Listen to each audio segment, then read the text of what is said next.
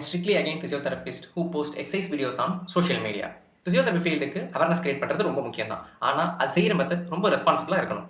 நம்ம சோஷியல் மீடியாவில் அப்லோட் பண்ணுற வீடியோஸில் பெயினுக்காக ட்ரீட்மெண்ட் வீடியோஸ்லாம் டேரெக்டாக அப்லோட் பண்ணும்போது என்ன நடக்கும் நம்ம யோசிச்சு அப்லோட் பண்ணணும். ஃபஸ்ட்டு ஃபிசியோதெரபிஸ்டோட வேல்யூ குறையுது.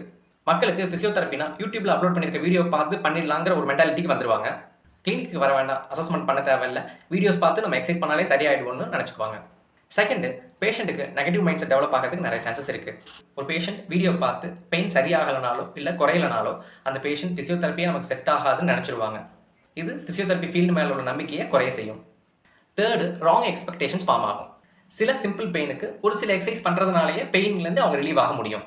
ஆனால் அதையே பேஸ் பண்ணி ஃபியூச்சரில் பெரிய ப்ராப்ளமாக வரும்போது அந்த பேஷண்ட் டாக்டர் கன்சல்ட் பண்ணாமல் வீட்லேயே சரி பண்ணிக்கலாங்கிற ஒரு மைண்ட் செட் ஆகிடுவாங்க. ஸோ அந்த ப்ராப்ளம் அவங்களுக்கு பெருசாக கூட சான்சஸ் இருக்குது. ஃபோர்த்து, ஃபிசியோஸ் மட்டும் ஏன் ட்ரீட்மெண்ட்டை நம்ம வீடியோவாக பண்ணிகிட்டு இருக்கோம்.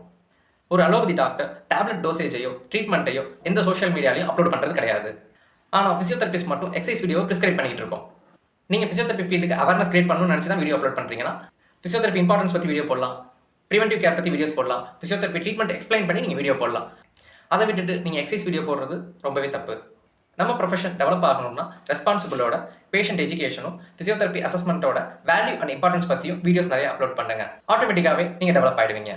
உங்கள் ஃபிசியோதெரப்பி ஃப்ரெண்ட்ஸுக்கும் இந்த வீடியோ ஷேர் பண்ணுங்கள். Be healthy, stay healthy.